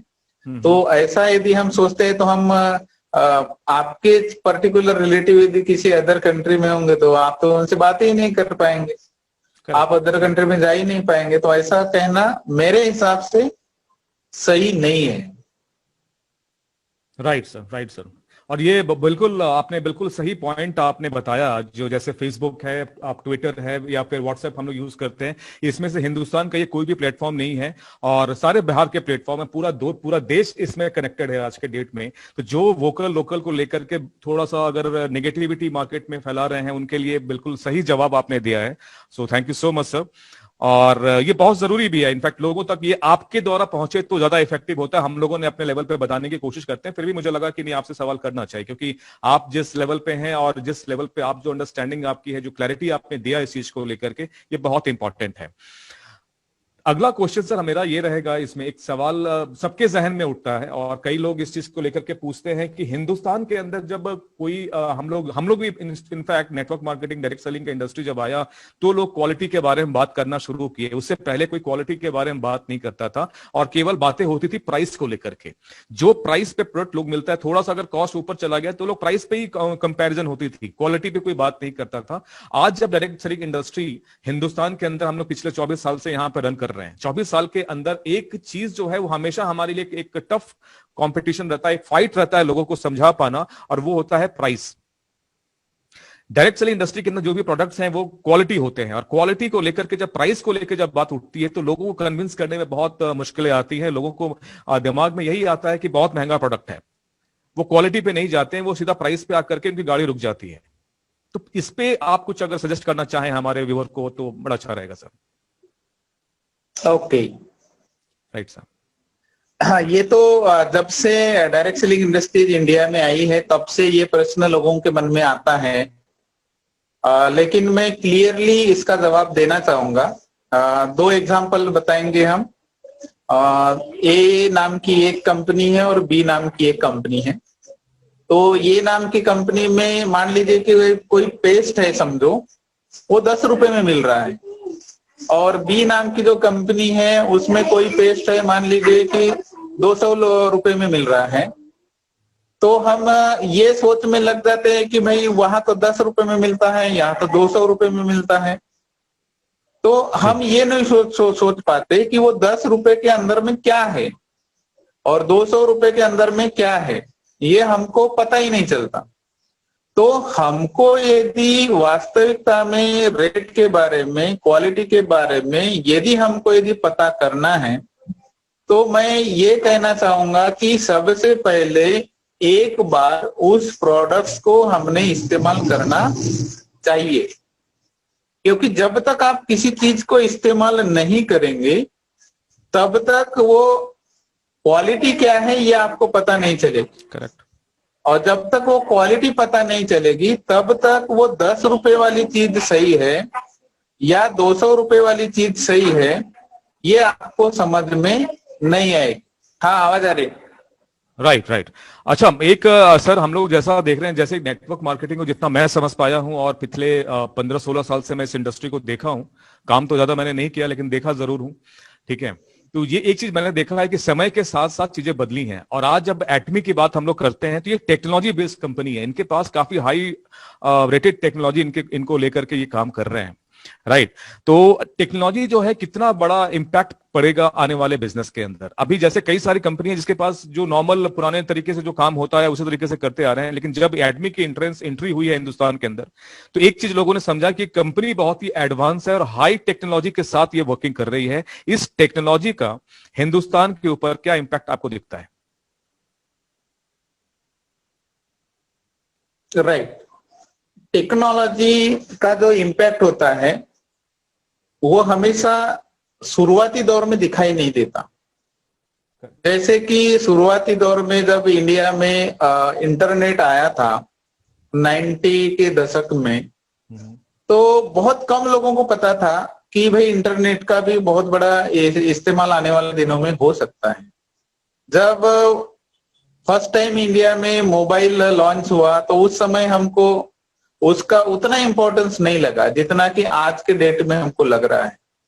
तो ऐसी बहुत सारी जो टेक्नोलॉजीज है जब शुरुआती दौर में जब लॉन्च होती है तो हमको उसके बारे में जो इम्पोर्टेंस है ये बहुत कम लगता है, क्योंकि हमने उसका इस्तेमाल नहीं किया होता है, इसलिए उसका इस्तेमाल के बारे में हमारे मन में जो इम्पोर्टेंस होना चाहिए वो बहुत कम होता है। लेकिन जैसे जैसे हम उसका इस्तेमाल करना शुरू करते हैं वैसे वैसे उस चीज का इम्पोर्टेंस हमारे लाइफ में कितना है ये समझना शुरू हो जाता है। जैसे कि आज बगैर इंटरनेट के आज भारत का जिसके मोबाइल हाथ में है वह व्यक्ति नहीं रह सकता। उसको पता है कि भाई मैं आज इंटरनेट यदि इस्तेमाल नहीं करूंगा तो आज यूट्यूब नहीं देख सकता, आज इंटरनेट का इस्तेमाल नहीं करूंगा तो गूगल में मुझे जो सर्च करना है वो मैं सर्च नहीं कर सकता। लेकिन यही बात यदि हम 1990 में बताते हैं हर व्यक्ति को कि भाई इंटरनेट इज इम्पोर्टेंट थिंग, आप उसके माध्यम से कुछ भी चीजें देख सकते हो, तो शायद बहुत कम लोग हैं वो समझ पाते। तो वैसी बात एटोमी के साथ में है। Atomy is the advance technological country जिन्होंने आर्टिफिशियल इंटेलिजेंस का यूटिलाइजेशन किया है, जिन्होंने एक्सआर टेक्नोलॉजी का इस्तेमाल किया है, एक्सटेंडेड रियलिटी जिसको बोलते हैं। तो वो टेक्नोलॉजी जो है, जो अदर कंपनियां सपने में भी नहीं सोचे होंगे, जो कि ऑलरेडी एटोमी ने सोच लिया है और उसका इस्तेमाल करना ऑलरेडी शुरू कर दिया है। तो हालांकि अभी लोगों को लग रहा है कि भाई इसकी क्या आवश्यकता है, लेकिन एक व्यक्ति जब समझ लेता है तो एक व्यक्ति के माध्यम से दूसरा व्यक्ति समझता है, दूसरे व्यक्ति के माध्यम से तीसरा व्यक्ति समझता है, और ऐसे करते करते एक दिन ऐसा हो जाता है कि पूरा भारत देश को समझ में आ जाएगा कि इस टेक्नोलॉजी की जरूरत हमको भी है। हो सकता है कि आज के डेट में किसी को अटपटा सा लगे कि भाई ऐसे कैसे हो सकता है, इसकी क्या जरूरत है। आज हम यदि बोलेंगे कि भाई आने वाले 2030 तक के बगैर ड्राइवर की कारें आने वाली है, तो हो सकता है कि लोग मुझे हंसेंगे, आपको हंसेंगे, बट ये होने वाला है। क्यों? क्योंकि नॉन ड्राइवर कार अभी मार्केट में आने वाली है, विदेशों में तो चालू हो गई। एयरपोर्ट में भी आप गए होंगे तो वहां पर रोबोट काम करते हैं। तो ये सब टेक्नोलॉजिकल युग है और ये होने वाला है। आने वाले दिनों में इंडिया में भी वही होने वाला है। लेकिन इसका बेनिफिट होगा किसको? जो आज इस टेक्नोलॉजी को समझकर इस सिस्टम के साथ में काम करेगा, उसको पकड़ के रहेगा, वही आगे बढ़ने वाला है। मेजॉरिटी पीपल के साथ में क्या होता है कि जब मेजॉरिटी ऑफ पीपल, जब लोग सक्सेसफुल होते हैं या ज्यादा से ज्यादा लोग किसी टेक्नोलॉजी का यूज करते हैं, हर किसी के पास में जब देखते हैं, तब बाकी की जो जनता है उसका इस्तेमाल करना चालू कर देती है। तो टेक्नोलॉजी की बात करें तो टेक्नोलॉजी वो चाहे पहले एक्सेप्ट करो या बाद में एक्सेप्ट करो, हर किसी व्यक्ति को एक्सेप्ट करना ही पड़ेगा। ये टेक्नोलॉजी होती है, क्योंकि बगैर टेक्नोलॉजी के कोई भी व्यक्ति रह नहीं पाएगा। आज यदि हम बोलेंगे भारत देश के सभी व्यक्तियों को कि भाई साहब आप इंटरनेट का यूज मत करो, उसका कोई बेनिफिट नहीं है, तो आज आप कितना भी बोलेंगे उनको फिर भी मानने वाले नहीं है, क्योंकि टेक्नोलॉजी का इंपॉर्टेंस उनको समझ चुका है। वैसा ही एटोमी बिजनेस में जब शुरू होने के बाद में इनकी प्रोडक्ट्स की क्वालिटी समझ में आएंगी, इनके प्लान समझ में आएंगे, लोग सक्सेसफुल हो रहे हैं ये लोगों को जब दिखाई देगा, तो लोग किसी की बात नहीं मानेंगे और इस सिस्टम को ही एडॉप्ट करेंगे, क्योंकि ये एडवांस टेक्नोलॉजी का सिस्टम है। वो लोगों को अभी समझ में नहीं आ रहा है, लेकिन शुरू होने के बाद में मेरे हिसाब से 100% समझ में आएगा। और भारत देश की जो जनता है इस प्लेटफॉर्म के माध्यम से काफी हद तक के सक्सेसफुल भी होंगी, और हर व्यक्ति इस टेक्नोलॉजी का इस्तेमाल भी करना चाहेगा, जो कि एकदम आसान टेक्नोलॉजी है। और आने वाले दिनों में हर व्यक्ति इस टेक्नोलॉजी को सीख सकता है और हम भी लोगों को सिखा सकते हैं। इसीलिए टेक्नोलॉजी धीरे से एक्सेप्ट होती है, लेकिन हर कोई इसको एक्सेप्ट करता ही है। राइट सर, राइट, बिल्कुल सही आपने बताया। और टेक्नोलॉजी की तो खैर ये हिंदुस्तान की जब हम लोग बात करते हैं, थोड़ा सा सर ने जिस पॉइंट्स को रखा है, जो चीज क्लैरिटी से कहा है, इसमें देखिए मैं अपने व्यूअर को थोड़ा सा इसमें ऐड ऑन करना चाहता हूं कि हिंदुस्तान फ्यूचर है डायरेक्ट सेलिंग इंडस्ट्री का, ये हम लोग कहते हैं, राइट। और जब इस तरीके की बातें होती है, टेक्नोलॉजी की जब बातें होती है, तो एक्सेप्टेंस जो है वो धीरे धीरे आ जाएगा। और हिंदुस्तान में रफ्तार से आने का रीजन ये है कि आज जो पूरे वर्ल्ड में सबसे ज्यादा ग्रोथ रेट जो है डायरेक्ट सेलिंग इंडस्ट्री के अंदर, वो इंडिया के अंदर है, ठीक है। उसके बाद भी कंट्री इतनी बड़ी है, पॉपुलेशन इतना ज्यादा है कि हर तरीके की बात हम लोग सुनते हैं। तो सर ने जो बताया बिल्कुल करेक्ट बात बोला है।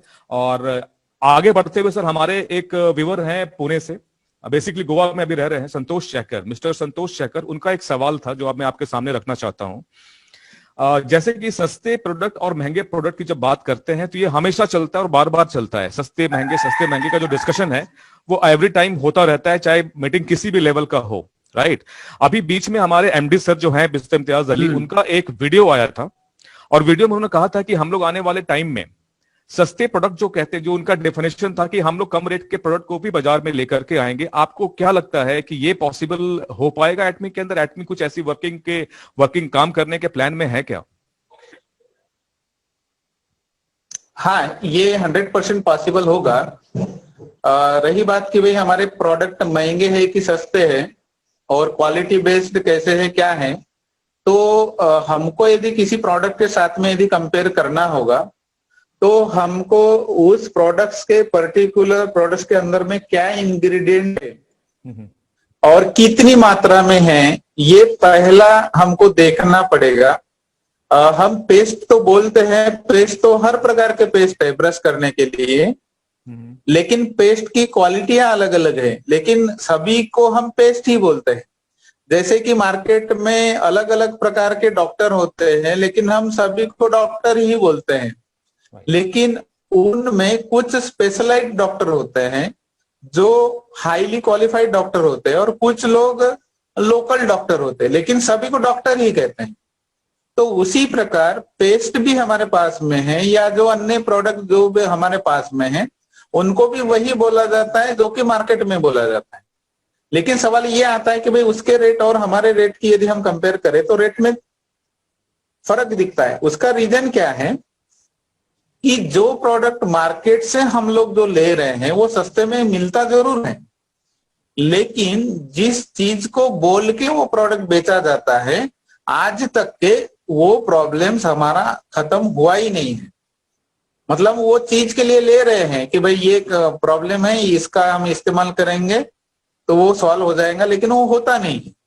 क्यों नहीं होता? क्योंकि जो सॉल्व होने के लिए जो इंग्रेडिएंट्स उस पेस्ट के अंदर या कोई भी प्रोडक्ट्स हो वो चाहिए, वो हमारे पास में उस पेस्ट के अंदर में नहीं होते, लेकिन वो कम रेट में मिलता है, इसलिए हमको लगता है कि भाई ये सही है। लेकिन सालों सालों से इस्तेमाल करने के बावजूद भी हमारे अंदर में कुछ भी परिवर्तन नहीं आया है। ये जो नेक्स्ट जो है एटमी बोलो या कोई भी अन्य ब्रांड बोलो, जो क्वालिटी वाला जो ब्रांड होता है वो थोड़ा महंगा जरूर होता है, लेकिन उसके रिजल्ट होते हैं, आपको एक सेटिस्फेक्शन मिलता है। और हर इंसान जो है वो चाहे दुनिया का कोई भी पर्सन हो, जब पैसे देता है तो उसका सेटिस्फेक्शन वो चाहता है। जब आप पैसे ही कम दे रहे हो मार्केट में तो सेटिस्फेक्शन की क्या अपेक्षा रखेंगे? आप रख ही नहीं पाएंगे। जैसे कि एक ट्रेन होती है, ट्रेन में गवर्नमेंट ने ये नहीं बोला है कि आपको केवल जनरल क्लास में ही जाना है या आपको केवल एसी में ही जाना है या फर्स्ट क्लास में जाना है, ये निर्धारित हम करते हैं। यदि हमको धक्के खाके यदि जाना है तो जनरल की टिकट तो कभी भी निकाल के जा सकते हो, जहां बैठने को भी जगह नहीं मिलेगी। यह हमारे सोच के ऊपर निर्भर करता है। तो वैसा मार्केट में जो प्रोडक्ट्स है, आपको 5 रुपए में भी कोई प्रोडक्ट्स मिल जाएगा, 10 रुपए में भी कोई प्रोडक्ट्स मिल जाएगा, लेकिन उससे आप क्या बेनिफिट लेने वाले हो, कैसा समाधान महसूस करने वाले हो, इस बात को मेरे हिसाब से समझना बेहद जरूरी है। ताकि ये बात यदि हमको समझ में आती है कि हम बाहर के फील्ड में ये सारा अपना दिमाग लगाते हैं कि भाई वो उसकी पढ़ाई महंगी है क्योंकि वो एजुकेशन अच्छा है, इसलिए पैसे भी वहां ज्यादा देना पड़ेंगे, ये हमारी सोच होती है।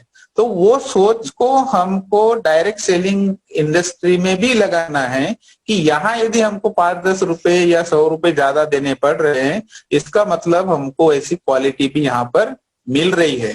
एक तरफ बोलेंगे कि भाई हमको एमबीबीएस एमडी डॉक्टर बनना है तो वहां 50 लाख 60 लाख रुपए हम खर्च करने के लिए तैयार हैं, और दूसरी तरफ बोलेंगे कि डॉक्टर ही बनना है लेकिन बीएचएमएस बनना है या कोई और लोकल डॉक्टर बनना है तो वहां तो खर्चा कम लगेगा। लेकिन दोनों की जब आप तुलना करेंगे, दोनों डॉक्टर ही है, लेकिन सही इलाज कौन कर पाएगा? जो एमबीबीएस एमडी डॉक्टर है वही कर पाएगा ना, है कि नहीं? तो ये आपको समझने की बात है। वैसे हमारे प्रोडक्ट जो है ये क्वालिटी बेस्ड प्रोडक्ट्स हैं और रेट में रिजनेबल है, क्योंकि मास प्रोडक्शन में हमारे प्रोडक्ट्स बनाए जाते हैं। तो ये तब समझ में आएगा जब हम इसका इस्तेमाल स्टार्ट करेंगे। तो मैं सभी लोगों को यही कहना चाहूंगा कि अपने माइंड से ये कम कीमत वाला या ज्यादा कीमत वाला ये जो टेंडेंसी है हमारे माइंड में हमने जो बना के रखा है, इसको निकालना है। क्योंकि ये जब तक निकालेंगे नहीं तब तक हम सही प्रोडक्ट का इस्तेमाल कर ही नहीं पाएंगे और जब तक सही प्रोडक्ट का इस्तेमाल नहीं करेंगे तब तक हमको सही रिजल्ट भी नहीं मिलेंगे, क्योंकि जनरल में जो मिलता है वो जनरल हमेशा मिलते रहेगा, हमेशा जनरल में जाएंगे हमेशा जनरल ही मिलेगा। लेकिन स्पेशलाइज्ड यदि चाहिए तो आपको स्पेशलाइज्ड के तरफ जाना पड़ेगा और उसमें थोड़ा सा पैसा भी ज्यादा देना पड़ेगा, लेकिन पैसा देंगे तो उसका आपको कंफर्ट भी मिलेगा। तो ये सस्ती और महंगी वाली जो बात है मेरे हिसाब से अपने माइंड के ऊपर डिपेंड करती है। आप यदि सही तरीके से सोचेंगे तो आपके लिए वो सस्ता है, और आप गलत तरीके से सोचेंगे तो आपको सस्ती चीज भी महंगी लग सकती है। करेक्ट, बिल्कुल बिल्कुल सही कहा। मैं बिल्कुल 100% आपकी बात से सहमत हूं। और मैं तो मेरे जितने भी व्यूअर हैं और यूट्यूब पे हों, जितने भी लीडर हैं, आपके बात से सहमत होंगे। और आपने तो जिस तरीके से आपने जिस तरीके से आपने चीजों को समझाया है, ये मैं तो 100% सहमत हूं। और मेरे ख्याल से जितने भी हमें देख रहे हैं और जो भी हमारी लीडरशिप है पूरे के पूरे हिंदुस्तान के अंदर, इस बात से बिल्कुल सहमत होगी। और ये जबरदस्त तरीके से आपने क्लैरिफाइड किया, और इसके लिए भी सर आप धन्यवाद के पात्र हैं, क्योंकि ये क्वेश्चंस जो हैं काफी उठते हैं। और एक जब लीडर, हम लोग भी कहते हैं, हमारी बात भी लोगों को समझ में आती है, लेकिन जब एक सीनियर मोस्ट लीडर जब इस बात को कहता है किसी प्लेटफॉर्म पे, तो उसका इंपैक्ट अलग लेवल पे पड़ता है। Right sir, thank you so much. आप सभी ने आप हमारे साथ कनेक्टेड रहे और इस संजय मेश्राम सर को आपने सुना। ये जो सेशन पूरा का पूरा है, ये 2 पार्ट में हम लोग रिलीज करेंगे। तो फर्स्ट पार्ट के बारे में, अभी जो फर्स्ट पार्ट आपका आया, इसके बाद सेकंड पार्ट भी होगा, तो कनेक्टेड रहिए। और दूसरा पार्ट जो है हम लोग नेक्स्ट संडे को रिलीज करेंगे। नेक्स्ट संडे को फर्स्ट पार्ट के बाद नेक्स्ट संडे को सेकंड पार्ट आएगा। राइट, तो सेकंड पार्ट के अंदर वापस जो हमारे रेस्ट ऑफ टॉपिक है उसके बारे में हम लोग डिस्कस करेंगे। So stay tuned with us. Thank you.